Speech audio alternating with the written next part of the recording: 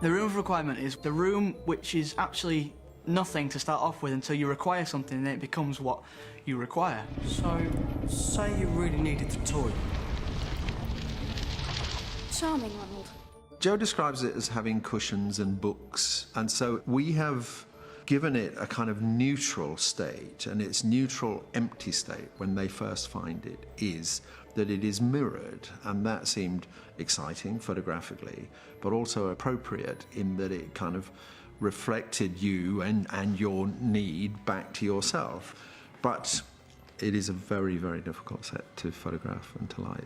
Stuart's idea was to put the mirrors all around the room, and very quickly we realized, that there are no way to avoid reflections. So we had weeks and weeks of meetings about how practical it was to shoot in this environment. So we kind of figured out a way of how we could achieve it. And with CG and visual effects, we're able to take out the reflections that we see. And we went for this very reflective, unusual, magical design, which just feels quite beautiful.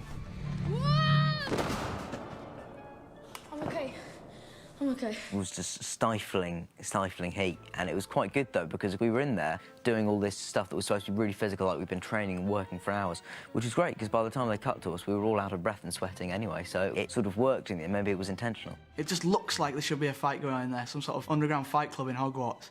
It's a really, really atmospheric set, and the lighting has to be perfect. We invented this underfloor lighting system where he could actually light from underneath grills on the floor, and that lighting is not perceptible at all.